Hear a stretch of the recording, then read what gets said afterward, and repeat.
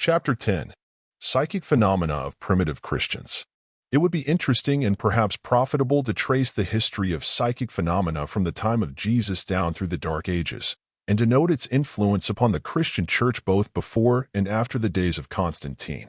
But, fortunately for the common people, the production of the phenomena, after the first 300 years of primitive Christianity, was confined largely to the priesthood, that body having set up a claim to the exclusive right to work miracles, by virtue of their claim to the apostolic succession. The result of this was that its production was diverted to vastly different uses from those contemplated by the master, and its history is, consequently, so contorted and obscured that it would be difficult to separate the genuine from the spurious. It will be comparatively easy, however, to discover the influence which psychic manifestations exerted upon the early Christians, and to speculate with some degree of accuracy upon the effect which phenomena cognate to, if not identical with those of modern Spiritism, had upon the destinies of the Church and the character of its teachings. But, in a work like the present, even this can be but briefly alluded to. It is well known that such phenomena began to be produced among the early Christians almost immediately after the crucifixion, and continued to be a salient feature of church customs, certainly until the days of Constantine. This fact is abundantly attested by the writings of the early Christian fathers, healing of the sick by the laying on of hands being one of the most common of the manifestations of psychic power. This power was not then confined to any one class or rank, but was possessed by all who observed the conditions prescribed by the master. The physical condition necessary for the most successful work of this kind being identical with that required for the production of other phenomena. It soon became a common practice to go through with the whole repertoire of what are now known as spiritistic phenomena. St. Paul himself mentions a long list of such phenomena which were produced in his day. And Ignatius has this to say: some in the church most certainly have a knowledge of things to come. Some have visions, others utter prophecies, and heal the sick by laying on of hands, and others still speak in many tongues, bringing to light the secret things of men, telepathy, and expounding the mysteries of God. St. Anthony declared that, after fasting, he had often been surrounded by bands of angels, and joyfully joined in singing with them. Tatian declares that our virgins at the distaff utter divine oracles, see visions, and sing the holy words that are given them, being full of the faith in Christ. Tertullian relates the case of a sister in the church who, when entranced, was able to see spirits, and Montanus affirms with great emphasis that prophecies, the power to heal the sick, tongues and visions, are the divine inheritance of the true Christian. These statements are amply confirmed by Apollinaris, Barnabas, Clement, Cyprian, Lactantius, Papias, and others. It was a common event in these manifestations for their psychics to hold alleged communication with the angels, and Tertullian declares that, during religious services, they became entranced, and sometimes beheld Jesus himself, heard the divine mysteries explained, and read the hearts of those present. It is almost superfluous to observe that these manifestations were identical with the so-called spirit manifestations of the present day. But it is worthwhile to note the fact that not one of them was authorized or countenanced by Jesus, with the single exception of that of healing the sick. This is a most significant fact, and it is demonstrative evidence that he discountenanced the practice, knowing, as only he could know, that communication with spirits was impossible. He knew the laws governing all such manifestations, and it is to the last degree improbable that he would have neglected to instruct his followers in the art of spirit intercourse, if by that means they could have been put into communication with intelligences capable of explaining the divine mysteries. It is also to the last degree improbable that one whose mission it was to bring life and immortality to light would have neglected so glorious an opportunity to demonstrate the truth of his teachings, and to point out a means by which his disciples could hold communion not only with angels and ministers of grace, but with himself after he had ascended to the Father. His whole life and career was a living protest against that species of psychism wherein the prophets assumed to have direct verbal communication with God, and others claimed to hold communion with spirits of the dead, the latter, however, being denounced as witchcraft by the Mosaic law and punished with death. Is it not probable and in keeping with the whole character and the career the mission of Christ, which was to teach spiritual truth to mankind, that, if communication with spirits of the dead had been possible, And if it had been that beneficent practice which modern spiritists would have us believe it to be, he would have in some way indicated to us his approval of such practices. If it is true that spirits of the dead can communicate with the living inhabitants of this world, he knew it. If it is true, it is important for us to know it, for that would be demonstrative of a future life. If it is demonstrative of a future life, he would surely have informed us of the fact, and would have enjoined upon mankind a diligent cultivation of the art of spirit intercourse. It was his mission to teach the doctrine of immortality. It was his desire and purpose to demonstrate the fact of immortality, and he accomplished his object so far as it was possible for him to do so in the age in which he lived. He has left a record which gives us indubitable evidence of his perfect knowledge of the laws of the human soul. He has left a record demonstrative of his perfect character and of his zeal for the promulgation of spiritual truth. He offered up his life as a sacrifice upon the altar of spiritual truth. The spirit of altruism was regnant in his whole character, but if there was one thing more than another wherein that spirit was manifest, it was in his desire to teach to mankind the fact of immortality. It is simply a monstrous absurdity to suppose that, if it was possible to communicate with departed souls, he deliberately neglected so grand an opportunity to demonstrate the truth of the essential doctrine which it was his mission to bring to light, and that it was left for hysterical women of the 19th century, aided and abetted by convulsive furniture, to teach us the way, the truth, and the life. It is impossible to suppose that he was not aware of the psychic manifestations of his day, and of the current theory of their origin. The group, says Renan, that pressed around him upon the banks of the lake of Tiberias believed in specters and spirits. Great spiritual manifestations were frequent. All believed themselves to be inspired in different ways. But there is no record to show that he did more than to tolerate the current beliefs. He did not sanction them either by precept or by example, much less did he encourage them by advancing the idea that the phenomena proceeded from disembodied spirits. On the contrary, his whole life was a protest against such beliefs and such practices. By precept and example, he taught the world that healing the sick was the only legitimate use of psychic power, and the lesson of his 3 temptations in the wilderness is that neither for bread, nor for glory, nor for power, nor for emolument can psychic power be legitimately exercised outside of the limitations which he prescribed. After the crucifixion and death of Jesus, St. Paul appears to have been tolerant of the psychic manifestations which soon became common in the Church, doubtless for the reason that it was, at that primitive and superstitious age, an element of strength. It enabled Christianity to become an aggressive power, carrying with it what was supposed to be demonstrative proofs of its divine source in the form of phenomena the supermundane origin of which in that day could not be successfully denied. To the credit of St. Paul, however, it must be remarked that he not only had a very clear perception of the true origin of the phenomena, but he took pains to place on record a statement of his convictions. Paul was a learned man, filled to saturation with the philosophies of the civilized world, and although he sometimes injected some of his Greek philosophy into that of Jesus, yet he was a man who could not be deceived as to the true origin of the spiritistic manifestations, and he took particular pains, in his first epistle to the Corinthians, to disabuse their minds of the idea that the phenomena which at the time appeared to have constituted a salient feature of Christian worship had their origin in spirits of the dead. In the first 11 verses of the 12th chapter of 1 Corinthians, he discourses as follows: Now concerning spiritual gifts, brethren, I would not have you ignorant. You know that you were Gentiles, carried away unto these dumb idols, even as ye were led.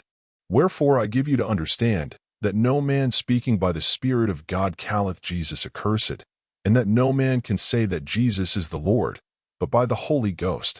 Now there are diversities of gifts, but the same Spirit. And there are differences of administrations, but the same Lord. And there are diversities of operations, but it is the same God which worketh all in all. But the manifestation of the Spirit is given to every man to profit withal. For to one is given by the Spirit the word of wisdom, to another the word of knowledge by the same Spirit, to another faith by the same Spirit, to another the gifts of healing by the same Spirit, to another the working of miracles, to another prophecy, to another discerning of spirits, to another divers kinds of tongues, to another the interpretation of tongues. But all these worketh that one and the selfsame Spirit, dividing to every man severally as he will. It would thus appear that Paul had formulated a working hypothesis regarding all spiritistic phenomena, the essential features of which were, first, the repudiation of the prevalent idea that the different manifestations of spirit control arose from communion with a corresponding number of disembodied spirits. Second, the broad assertion that all such phenomena proceeded from the same source, namely, the Spirit of God manifest in and through that part of him which constitutes the soul of the psychic who produced the phenomena. There is, however, one phrase in the foregoing quotation which requires a word to make it clear, namely, to another, the discerning of spirits. This has been held to imply an acknowledgement by Paul of the existence of the power to see spirits. This confusion arises from a mistranslation of the text. Instead of discerning, which implies the exercise of the physical function of seeing, the word should be discrimination, one which implies merely the mental faculty of sound judgment. With this view of the case, it would seem that the power of discrimination, when applied to the divers gifts and manifestations mentioned in the context, was the most desirable of the whole repertoire, especially when we take into consideration the diversities of gifts, the differences of administrations, and the diversities of operations, together with the law of suggestion, which was just as potent a factor in their psychic phenomena as it is in ours. John, however, greatly simplified the process of discrimination in such matters. The following comprises his formula: Beloved, believe not every spirit, but try the spirits whether they are of God, because many false prophets are gone out into the world. Hereby know ye the Spirit of God. Every spirit that confesseth that Jesus Christ is come in the flesh is of God, and every spirit that confesseth not that Jesus Christ is come in the flesh is not of God. And this is that spirit of Antichrist, whereof ye have heard that it should come, and even now already is it in the world. Thus it will be seen that John was in perfect accord with Paul in his method of discrimination of spirits. In this connection, it may be well to remark that the phrase "try the spirits" has often been held to imply that John was a believer in Spiritism. But it is obvious that he employed the word in a sense that does not warrant such an inference. He mentions but two spirits, namely, the spirit that is of God and the spirit of Antichrist. This clearly indicates that he employed the term to designate a mental condition or disposition, an intellectual or moral state, and not a disembodied soul. Indeed, the one definition necessarily excludes the other. Moreover, on general principles it may be definitely affirmed that John was not a believer in spirit communications from the other world, for he was a disciple of Jesus and had imbibed instruction from the fountainhead.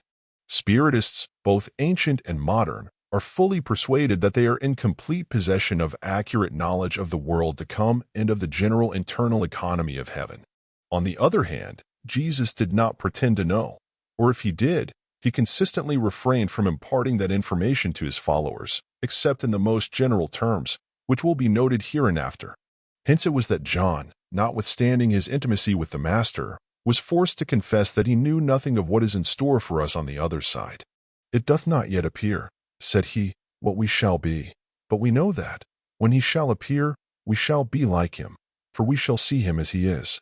St. Paul has also been accused of Spiritism, the accusation being based upon the passage wherein he says, I knew a man in Christ above 14 years ago, whether in the body, I cannot tell, or whether out of the body, I cannot tell. Whether his soul left the body or not, God knoweth. Such an one was caught up to the third heaven. And I knew such a man, whether in the body or out of the body, I cannot tell. God knoweth, how that he was caught up into paradise and heard unspeakable words, which it is not lawful for a man to utter. Those who are acquainted with the literature of ecstasis will readily understand that Paul was describing a person who was in that psychic condition known as ecstasy. It is a state of profound hypnosis, the deepest that can be produced with safety to the subject, and the consequent phenomena depends, as in all other grades of hypnotism, upon the dominant suggestion in the mind of the subject when he enters the state. It is frequently self-induced, especially among the East Indian adepts and yogis, many of whom spend the greater part of their lives in that condition or for preparing themselves for entering it. They induce it by sitting in one attitude for an indefinite length of time and thinking about themselves, the latter part of the process being by them denominated introspection. By this means a state of profound hypnotism is induced, accompanied by an equally profound and all-comprehensive egotism, the result aimed at being what is known in their vocabulary as illumination. This state of illumination appears to be the culmination of the ecstatic condition, that is, they have reached a point where egotism can go no farther. It is then that they identify themselves with the forces of nature and imagine that they can thunder and produce earthquakes and other cataclysms, and that they are in possession of all knowledge and power and all dominion. It may be remarked in passing that upon this phenomenon is based the Oriental claim to superior knowledge of science and of the laws of nature, which is so confidently set up by those self-immolated victims of subjective hallucination.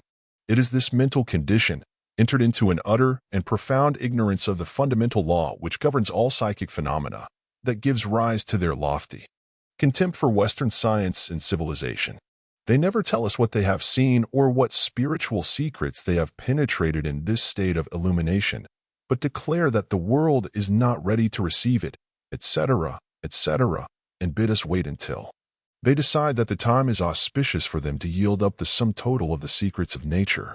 About the cosmogony of the physical universe, however, they are not always so reticent, but will cheerfully inform us that out of their cosmic consciousness, they have evolved many truths of the utmost importance, such as that the earth is the center of the physical universe, and that the sun revolves around it, that there is to the north of us a great mountain behind which the sun, moon, and the other planets retire in their turn to rest, that eclipses of the moon are caused by dark planets coming between the earth and the moon, one and many other such truths, of which Western science has been for many years profoundly ignorant. But this is a digression.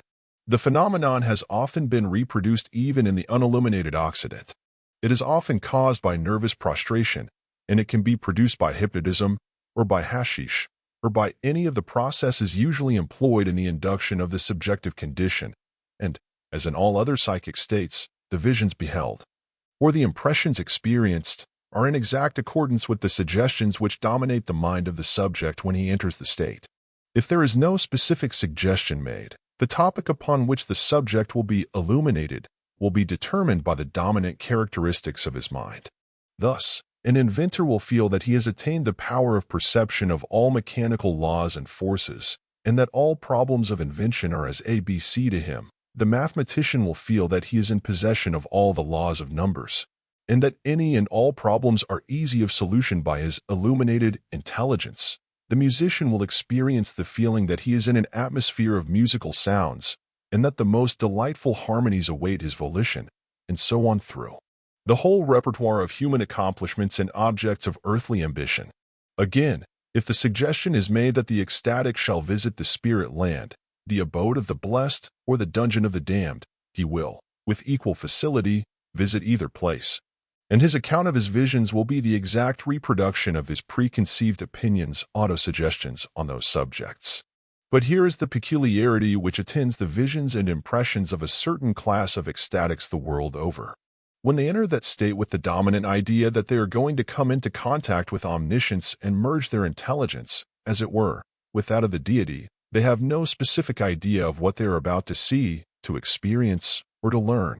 Their only suggestion is a general one to the effect that they are about to come into intimate and loving contact with the all-knowing one, and that, guided by the very spirit of truth, they will be able to obtain instant possession of all knowledge.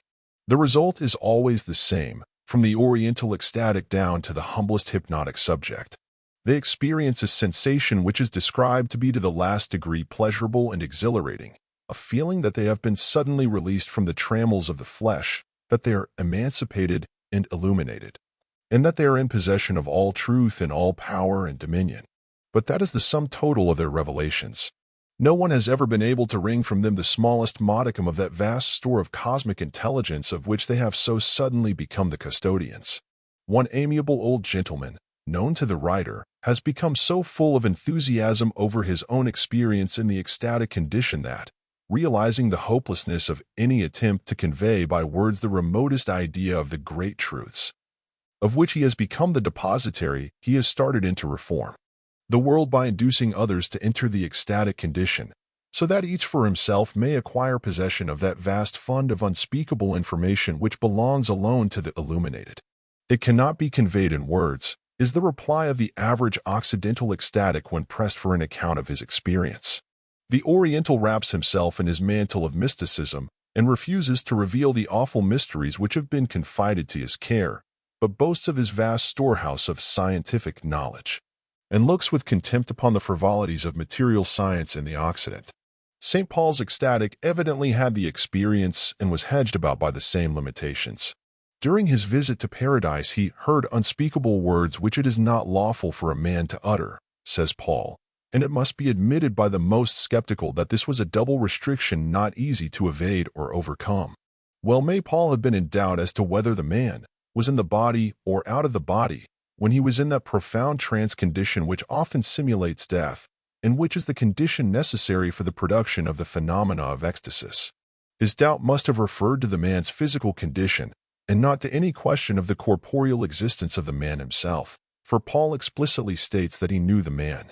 I have discussed this matter at greater length, perhaps, than was necessary, but this passage has been so often tortured into the service of Spiritism that I have deemed it expedient to classify the fact in accordance with the views of modern experimental psychology, and at the same time to relieve Paul from the charge of inconsistency in view of his explicit declaration that the alleged spiritistic phenomena then prevalent in the Church were neither more nor less than manifestations of one and the same Spirit, namely, the Spirit of God.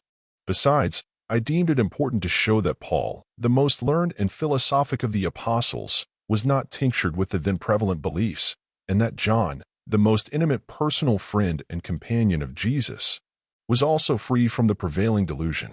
The importance of these facts is seen from the inference, which is irresistible, that, if Jesus had deemed it possible for disembodied spirits to communicate with the living, his views would have been reflected in the teachings of those apostles. The fact that neither Jesus himself nor John, his friend, nor Paul, the most learned exponent of his philosophy, nor indeed any of his apostles, ever intimated a belief in Spiritism, is conclusive against the hypothesis that the founder of Christianity regarded spirit intercourse with the living as a possible factor in the science of the soul. Nevertheless, the fact remains that the phenomena of so-called Spiritism constituted one of the salient features of primitive Christianity, and it is no discredit to the Christian religion to say that these phenomena constituted one of the most potent agencies employed for its promulgation. Indeed, it may be doubted whether the Christian Church could have long survived as an organic institution in that day and age of the world, had it not been for the signs and wonders which were afforded by the various forms of psychic phenomena which were then prevalent. Jesus himself recognized the necessity for thus satisfying the popular demand for evidences of his authority and his divine mission. It is true that he produced none outside of a clearly defined limit, and that limit was defined by the spirit of altruism regnant in his soul. His miracles were all wrought for the benefit of humanity, for human enlightenment, or for the relief of human suffering. Their effect as evidences of his divine mission was of secondary importance to him. He did nothing for display, nothing for glory, nothing for emolument, nothing even to convince the skeptical of the truth of his doctrine, unless he could at the same time confer a benefit upon suffering humanity. He enjoined upon his followers the duty to heal the sick, and left his example as a sacred heritage to all who should come after him. During the first few hundred years of the Christian dispensation, his injunctions were faithfully observed. But the power to heal the sick implied the power to produce other phenomena, that is to say, the psychical condition necessary for the production of other phenomena were necessarily induced by the training required for the acquisition of the power to heal the sick. The result was that other phenomena were produced. It is superfluous to say that the same laws that prevail today governed the production of psychic phenomena in that day. The law of suggestion exerted its subtle influence then as now. Consequently, the same facilities for self-deception on the part of the psychic existed in the Church of that day as exist in the spiritistic circles of the 19th century. The conditions were the same. The phenomena were identical. The same tests were applied with the same wonderful results. The phenomena, under the subtle influence of the law of suggestion, lent itself to the confirmation of every belief, just as it does in the spiritistic seances today. The necessary result was that the psychics of the Church, being dominated by the suggestions embraced in the Christian faith, confirmed the beliefs of the Church. It is easy to see what a powerful proselyting engine was at the command of the primitive Church, and to account for the zeal and success of that simple-minded people. Says Mostheim, it is easier to conceive than to express how much the miraculous powers and the extraordinary divine gifts which the early Christians exercised on various occasions contributed to extend the limits of the Church.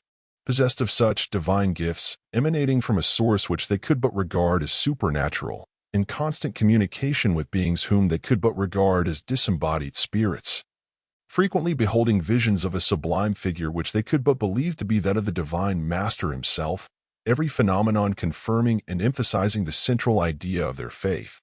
It would have been a miracle indeed if the Church had not flourished and become a moral force in the world. Potent, aggressive, irresistible.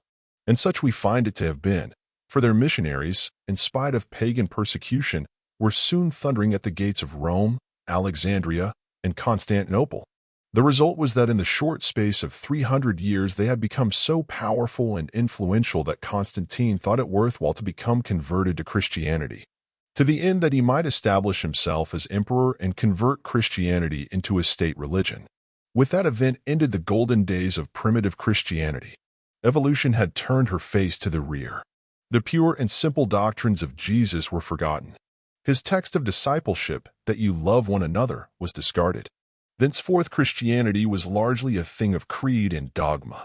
The Church was given over to the control of an organized priesthood who acknowledged allegiance only to the state. Private opinion became a public crime.